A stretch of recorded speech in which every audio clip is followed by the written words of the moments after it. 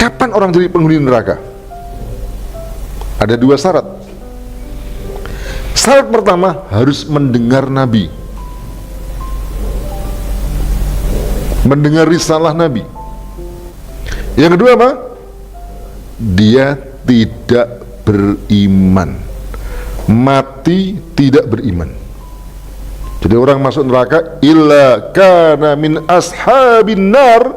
Tadi orang yang menjadi ahli neraka itu ketika dua syarat terpenuhi: mendengar tentang Nabi sallallahu alaihi wasallam, mendengar tentang syariatnya, dan dia mati dalam keadaan kafir. Dua syaratnya. Kalau salah satu syaratnya tidak terpenuhi, berarti nggak termasuk penghuni neraka. Dia mendengar, dia tidak kafir, berarti apa? Tidak kafir, mukmin. Masuk neraka apa tidak? Tidak. Berarti salah satu syarat tidak terpenuhi. Jadi syaratnya apa? Masuk neraka tadi mendengar dan tidak beriman. Berarti kalau dia mendengar sekaligus dia beriman, bebas tidak? Bebas. Nah, dia mendengar dan dia beriman, berarti nggak masuk. Atau sebaliknya, ini kan syaratnya apa tadi? Mendengar tidak beriman. Misalnya berarti dia nggak beriman, berarti kafir tadi. Dia juga tidak mendengar. Kan syaratnya harus mendengar. Ini tidak mendengar. Syarat yang pertama mendengar. Nah dia nggak mendengar. Terpenuhi tidak syaratnya? Nggak terpenuhi. Berarti kalau ada orang kafir yang belum pernah mendengar, bukan orang kafir, manusia yang belum pernah mendengar Islam dengan berbagai macam penyebab, lalu dia kafir dalam artian dia tidak beriman, maka tidak dimasukkan ke dalam neraka. Dia belum mendengar. Ini masuk atau dihukumi sama dengan dalam ayat wa ma kunna mu'adzibina hatta nab'atsa rasulan. Kami tidak mengadab satu kaum sampai kami mengutus seorang rasul.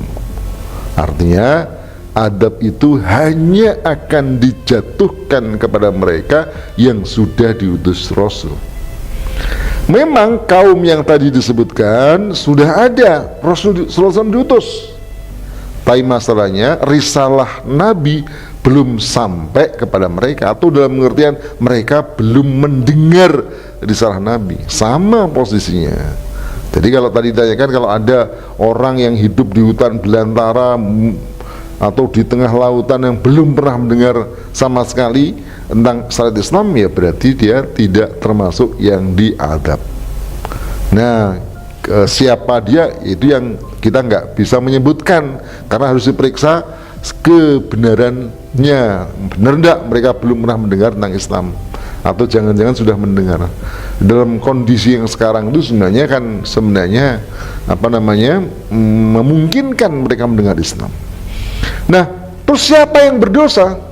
Nah, kalau begitu, yang berdosa justru umat Islam yang tidak menyampaikan dakwah kepada mereka, atau dengan kata lain, mereka yang sudah menerima Islam, mereka tidak menyampaikan dakwah, itulah yang berdosa.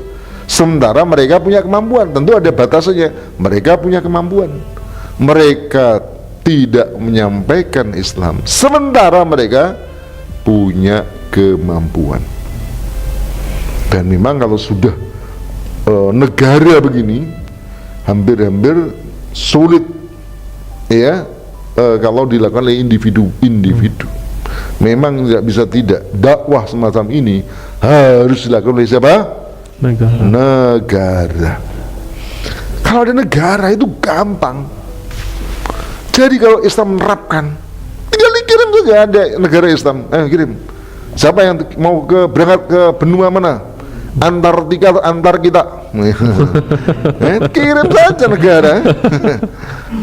Benua apa saja kirim. Siapa yang belum nih? Dan saya kira banyak orang yang akan datang mau untuk menyebarkan Islam. Kirim. takut kita kirim pasukan, ada macam-macam, selesaikan. Itu kira-kira. Nah sekarang itu gimana coba melakukan itu semua tanpa kekuatan negara, apalagi ketika sudah ada negara berupa khilafah tadi, Islam diterapkan di situ. Kalau sudah diterapkan di situ, maka orang lain akan melihat betapa bagusnya Islam. Jadi kalau sekarang itu kan kita menjelaskan bagusnya Islam kan susah. Kenapa susah? Karena masih berupa konsep. Gimana sistem adilnya sistem Islam? Kita terangkan begini-begini. Satu, orang belum tentu paham. Dua, belum tentu percaya. Dia akan mengatakan itu kan masih baru konsep.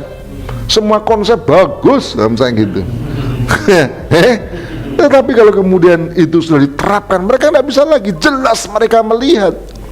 Maka dalam Quran disebutkan ketika Nasrullah itu disebutkan, itu wara'aitan nasa yadkhuluna fi dinillahi afwajam. Kamu lihat manusia itu masuk Islam berbondong-bondong. Coba sekarang ya, orang-orang muslim, kenapa mereka sekarang itu terkagum-kagum dengan Amerika, Eropa, kenapa? Padahal peradaban mereka bukan hanya buruk, sangat buruk, bahkan lebih buruk daripada binatang. Betul enggak? Peradaban mereka loh. Tentu kita tidak bicara sedang teknologi segala macamnya. Peradaban, cara hidup mereka ini, gaya hidup mereka tak ubahnya seperti binatang. Ya? Kenapa kita terkagum-kagum? Karena diwujudkan dalam bentuk negara. Kita melihat sisi kemajuannya segala macamnya dan kemodernannya dan segala macamnya, tertarik umat Islam dengan peradaban mereka. Nah, tentu Masya Allah, ini akan dahsyat kalau itu diterapkan Islam. Orang akan melihat lebih jelas lagi. Tidak akan mereka saksikan laki-laki menikah dengan laki-laki seperti orang-orang Barat, ya. Tidak akan mereka saksikan di daulah Islamnya ada laki-laki perempuan tanpa status pernikahan yang jelas. Saya lihat atau baca atau lihat juga di berita-berita di Eropa itu sekarang hampir, jadi mungkin tidak sampai 50% laki-laki perempuan mereka menikah. Mereka sudah biasa mereka itu berkumpul dalam satu rumah hanya berdasarkan komitmen mereka. Bagi mereka jauh lebih simpel, lebih sederhana dari pernikahan, kata mereka. Jadi nggak ada bedanya dengan hewan-hewan begitu. Itu kehidupan mereka.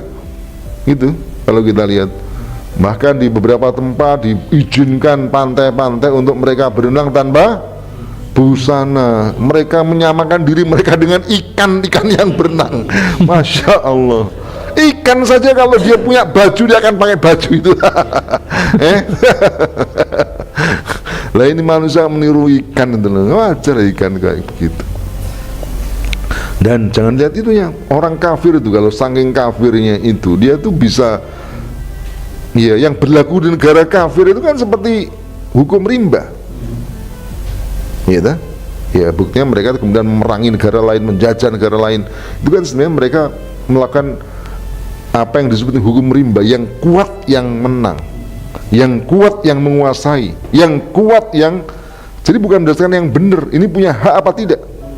Kalau dalam pandangan Islam yang punya hak itulah yang harus dibela sekalipun dia lemah, gitu. Nah jadi sebenarnya kalau kita lihat ke berbagai macam kerusakan yang terjadi itu karena memang saat ini yang berkuasa dalam panggung peradaban dunia itu adalah peradaban kufur ini yang diterapkan oleh negara. Sementara Islam masih dalam bentuk apa? Wacana. Memang diterapkan, diamalkan individu-individu kaum muslimin, tetapi dalam tataran individu. Ya jujur orang muslim, ya mungkin ada yang nggak jujur, tapi secara umum orang muslim jujur. Orang muslim taat pada Allah SWT secara umum. Tapi itu kan individual, bukan negara. Bahkan individu tadi kalau dipaksa oleh negara melanggar aturan-aturan Islam karena negaranya bukan negara Islam.